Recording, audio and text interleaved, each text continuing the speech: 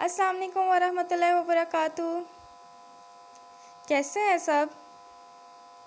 अल्हम्दुलिल्लाह मैं भी ठीक हूँ। ओके स्टूडेंट, आप लोगों ने कुरान के रूल्स फॉलो कर ली होंगे। Very good, excellent. आपको पता है ना, अब रमज़ान का महीना शुरू हो गया है, तो इसमें अगर हम कोई नेकी का काम करते हैं कि अल्लाह ताला उससे खुश हो जाए, कोई ऐसा काम हम करें तो उसका हमें डबल सवाब मिलता है। वैसे रूटीन में हमें अगर ये करें, रूल्स फॉलो करें तो हमें सवाब मिलते हैं ना, लेकिन अगर रमज़ान में हम करेंगे तो हमें इसका डबल सवाब मिलेगा। माशाल्लाह।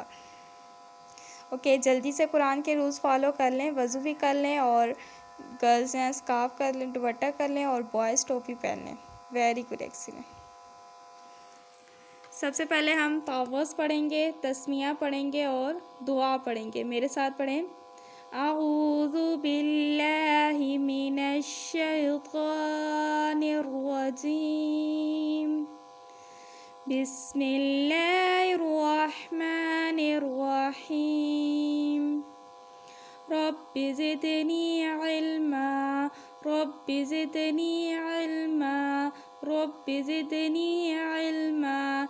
ऐ मेरे रब, मेरे इल्म में इजाफ़ा फरमा। आमीन। ओके स्टूडेंट्स, आप लोगों को याद होगा कि हमने नून साकिन के 4 क़वाइद सीखे थे, 4 कायदे सीखे थे। कौन कौन से सीखे थे हमने? इज़हार, अदगाम, इक़लाब और इख़फ़ा। कौन कौन से सीखे थे हमने? इज़हार, अदगाम, इक़लाब और इख़फ़ा। और आपको ये चारों कायदे भी आगे होंगे कि इज़हार में हमने क्या करना था, इदगाम में क्या करना था, इक़लाब कैसे पढ़ते हैं, इख़फ़ा कैसे पढ़ते हैं, ये सब हमने सीख लिया था और आपको आप भी क्या होगा। आज हम पढ़ेंगे मीम साकिन के बारे में, मीम साकिन के कायदे के बारे में आज हम पढ़ेंगे। कौन से कायदे के बारे में? मीम साकिन। मीम साकिन क्या होता है? मीम के ऊपर जज़म हो उसको हम क्या कहते हैं? मीम साकिन कहते हैं। मीम साकिन के 3 कायदे हैं। कितने कायदे हैं? 3। मीम साकिन के 3 कायदे हैं। कितने कायदे हैं? 3। इज़हार, पहला कायदा कौन सा है? इज़हार, अदगाम, इख़फ़ा। इज़हार, इदगाम, इख़फ़ा। मीम साकिन के कितने कायदे हैं? 3 कायदे हैं। कितने कायदे हैं? 3 कायदे हैं। इज़हार, इदगाम, इख़फ़ा। इज़हार, इदगाम, इख़फ़ा, ये तीनों मीम साकिन के कायदे हैं। सबसे पहले हम मीम साकिन के का पहला कायदा इख़फ़ा के बारे में हम पढ़ते हैं कि इख़फ़ा को कैसे पढ़ा जाता है। इससे पहले जब हमने नून साकिन में इख़फ़ा के बारे में पढ़ा था तो आपको याद होगा कि क्या सीखा था हमने इख़फ़ा के बारे में। इख़फ़ा का क्या मतलब है? वेरी गुड, एक्सीलेंट, माशाल्लाह। इख़फ़ा का मतलब है छुपाना। इख़फ़ा का मतलब है छुपाना। क्या छुपाना? नून की आवाज़ को हल्का सा नाक में छुपाना। Very good, excellent. मीम साकिन में भी हमने यही वाला रूल फॉलो करना है कि इख़फ़ा का यही कायदा इस्तेमाल करना है कि हमने वहाँ तो नून की आवाज़ को हमने हल्का सा नाक में छुपाना था ना, यहाँ हमने मीम की आवाज़ को करना है। ठीक है, किसकी आवाज़ को? मीम की आवाज़ को। लेकिन कहाँ इस्तेमाल करना है और कैसे अदा करना है वो हम देख लेते हैं। अगर मीम साकिन के बाद मीम के ऊपर जज़म हो और उसके बाद हर्फ बा आ जाए, क्या आ जाए? हर्फ बा आ जाए, तो मीम को बा से मिलाकर इख़फ़ा के साथ गुन्ना करते हुए नरमी से पढ़ेंगे। ठीक है, हमने ये नरमी से पढ़ना है, सख्ती से नहीं पढ़ना। अगर मीम साकिन के बाद बा आ जाए, कौन सा हर्फ आ जाए? बा आ जाए, तो बा मीम को बा से मिलाकर इख़फ़ा के साथ غنہ کرتے ہوئے، یعنی ہم نے ہلکا سے ناک میں آواز بھی چھپانی ہے میم کی اور غنہ بھی کرنا ہے ہلکا سا، اور اس کے ساتھ ہی ہم نے نرمی سے پڑھنا ہے، سختی سے نہیں پڑھنا، ٹھیک ہے؟ آپ نے یاد رکھنا ہے اخفا، میم ساکن کا اخفا کیسے پڑھنا ہے۔ میم ساکن کے بعد با آ جائے تو میم کو با کے ساتھ ملا کر اخفا کے ساتھ غنہ کرتے ہوئے نرمی سے پڑھا جائے گا۔ اپنی قرآن کی بک اوپن کریں، کلاس 2، پیج نمبر 77 ہے، 77، سبق نمبر 36، میم ساکن کے قاعدے، میم ساکن کے قاعدے۔ اخفا ہے، اگر میم ساکن کے بعد با آ جائے تو میم کو با سے ملا کر اخفا کے ساتھ غنہ کرتے ہوئے نرمی سے پڑھا جائے گا۔ مثالیں دی ہوئی ہیں، یہ دیکھیں میم کے اوپر جزم ہے اور اس کے بعد کیا ہے، با ہے۔ ہم نے کیا کرنا ہے، میم کو با سے ملانا ہے، ٹھیک ہے، اور اخفا کرنا ہے، غنہ کرنا ہے اور نرمی سے پڑھنا ہے۔ تو غور سے سنیں، یعظکم بہ، یعظکم بہ، یعظکم بہ۔ اب دیکھیں نرمی سے پڑھی نا، میں میم سختی سے نہیں پڑھی، آپ لوگوں نے بھی ایسے ہی پڑھنا ہے، یعظکم بہ، وتزکیہم بہا، وتزکیہم بہا، وتزکیہم بہا، ام بعید، ام بعید۔ میں ہونٹوں کو سختی سے نہیں ملا رہی، میں ہونٹوں کو نرمی سے ملا رہی ہوں، ٹھیک ہے۔ ام بعید، بعضهم ببعض، بعضهم ببعض، ایأمرکم بالکفر، ایأمرکم بالکفر، وکلبهم باسط، وکلبهم باسط، فاحکم بینہم، فاحکم بینہم، آتیتم بالمعروف، آتیتم بالمعروف، آتیتم بالمعروف۔ اسی طرح آپ نے یہ الفاظ کی دہرائی کرنی ہے تاکہ آپ کو اخفا، میم ساکن کا پہلا قاعدہ اخفا صحیح طریقے سے سمجھ آ جائے، ٹھیک ہے، اور یہ الفاظ روانی سے پڑھنے آ جائیں۔ اب ہے میم ساکن کا تیسرا اور آخری قاعدہ۔ میم ساکن کا تیسرا اور آخری قاعدہ اظہار ہے۔ کیا ہے؟ اظہار ہے۔ میم ساکن اور میم ساکن کا تیسرا اور آخری قاعدہ اظہار ہے۔ اظہار کا مطلب کیا ہے؟ ظاہر کرنا۔ کیا مطلب ہے اس کا؟ ظاہر کرنا۔ اظہار کا مطلب کیا ہے؟ ظاہر کرنا۔ نون ساکن والے اظہار میں تو ہم نے نون کی آواز کو ظاہر کی تھی، اب سمپل بات ہے، اب یہاں پہ ہم نے میم کی آواز کو ظاہر کر کے پڑھنا ہوگا، ٹھیک ہے۔ تو دیکھتے ہیں میم ساکن میں اظہار کو کیسے ہم نے پڑھنا ہے۔ اگر میم ساکن کے بعد، اگر میم ساکن کے بعد کوئی سا بھی حرف آ جائے، ٹھیک ہے، لیکن ما اور با نہ ہو، میم اور با نہ ہو، اس کے ان دونوں کے علاوہ کوئی سا بھی حرف آ جائے تو وہاں ہم اظہار کریں گے، ظاہر کریں گے میم کی آواز کو۔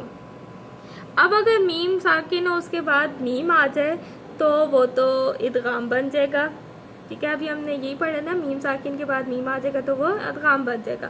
اگر میم ساکن کے بعد با آ جائے تو وہ اخفا بن جائے گا، ہم نے یہ بھی پڑھا، میم ساکن کے بعد با آ جائے تو وہ اخفا بن جائے گا۔ اس لیے اگر میم اور با کے علاوہ کوئی اور حرف آ جائے، میم ساکن کے بعد میم کے اوپر جزم اور اس کے بعد میم اور با کے علاوہ کوئی اور حرف آ جائے تو وہاں ہم اظہار کریں گے، میم کی آواز کو ظاہر کر کے پڑھیں گے، لمبا بھی نہیں کریں گے، نرمی سے بھی نہیں پڑھیں گے، نہ ہی ہم غنہ کریں گے، بلکہ ہم میم کی آواز کو ظاہر کر کے پڑھیں گے۔ دیکھیں آپ کی بک میں لکھا ہوا ہے، اظہار: اگر میم ساکن کے بعد میم اور با کے علاوہ کوئی اور حرف آ جائے تو وہاں آواز کو ظاہر کر کے پڑھیں گے، آواز کو ظاہر کر کے پڑھیں گے۔ علیہم ولا الضالین۔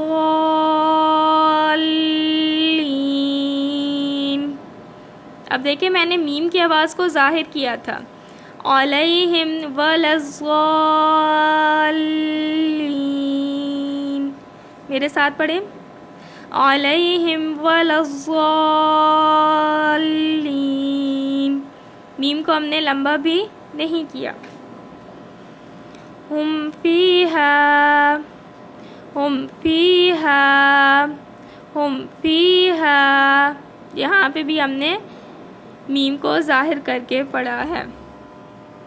الحمدللہ ہم نے میم ساکن کے قاعدے سیکھ لیے ہیں اور آپ لوگوں کو بھی یہ یاد ہو گئے ہوں گے۔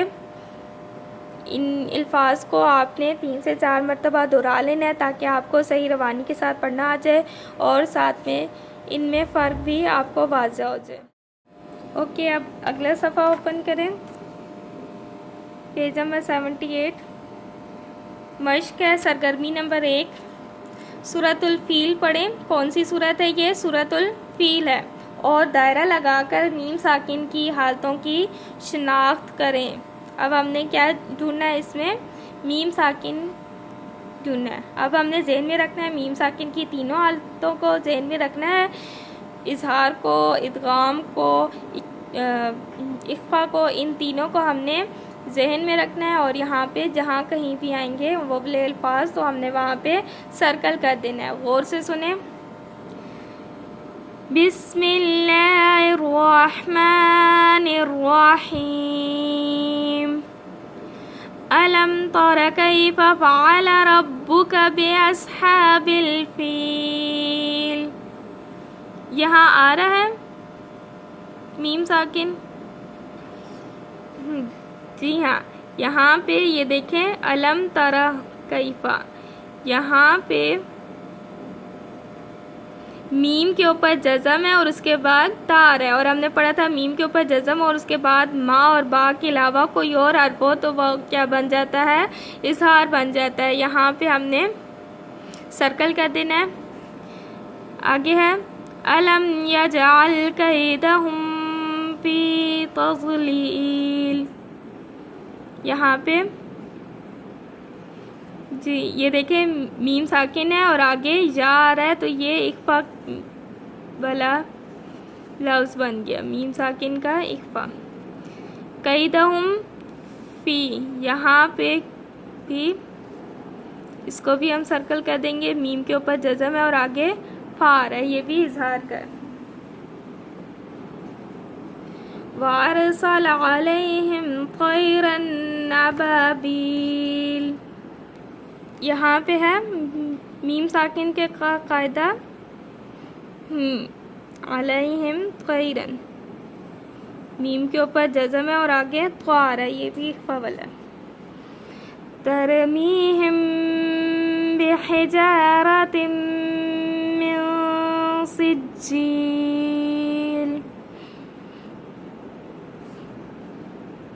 جی ہاں، ترمیہم بحجارۃ، کیا ہے یہ؟ اخفا کا حروف ہے، اخفا والا حرف آ رہا ہے، با آ رہا ہے، میم کے اوپر جزم ہے اور آگے با ہے تو یہ اخفا ہے، اس کو ہم سرکل کر دیں گے۔ فَجَعَلَهُمْ كَعَصْفٍ مَأْكُولٍ، فَجَعَلَهُمْ كَعَصْفٍ، میم کے اوپر جزم ہے اور اس کے بعد کاف ہے، یعنی یہ اظہار کا ہے، اس کو بھی ہم سرکل کر دیں گے۔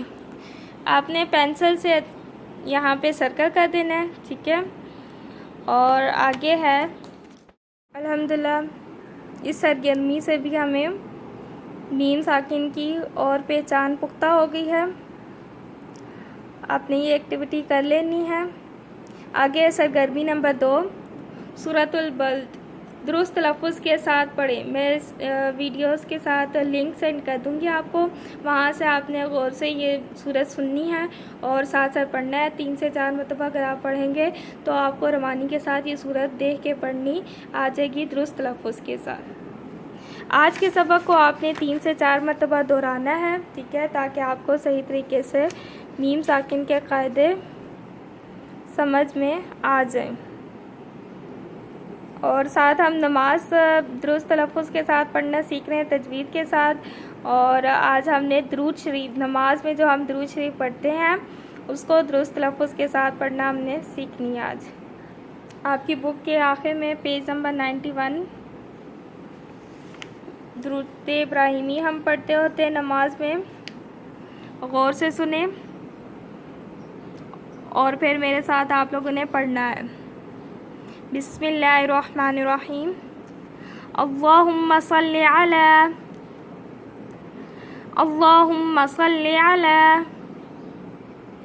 محمد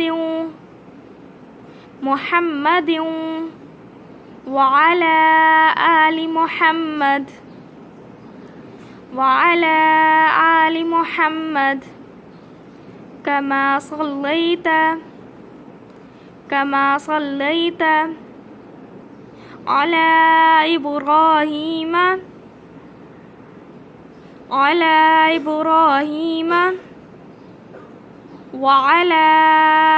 آل إبراهيم إنك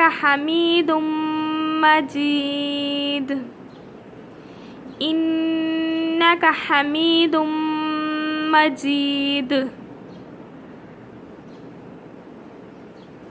اللهم بارك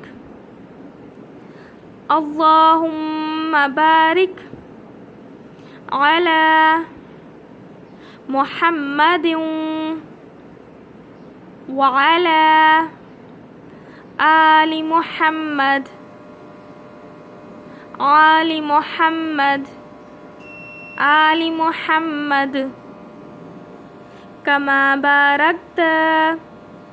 كما باركت على إبراهيم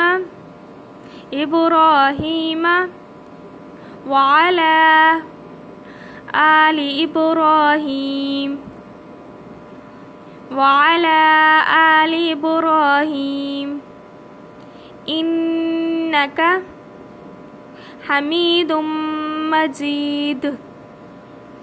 إنك حميد مجيد۔ غور سے سنیں۔ اللہم صلی علی محمد وعلی آل محمد كما صلیت علی ابراہیم وعلی آل ابراہیم انک حمید مجید۔ اللہم بارک علی محمد وعلی آل محمد كما باركت على إبراهيم وعلى آل إبراهيم إنك حميد مجيد۔ الحمدللہ میں درود ابراہیمی جو نماز ہے ہم درود شریف پڑھتے ہیں وہ صحیح درست تلفظ کے ساتھ پڑھنی آ گئی ہے۔ اس کو بھی آپ نے 3 سے 4 مرتبہ درست تلفظ کے ساتھ صحیح مخارج کے ساتھ پڑھنی ہے تاکہ یہ بھی آپ کو صحیح سے پڑھنی آ جائے۔ Okay now raise your hand for دعا۔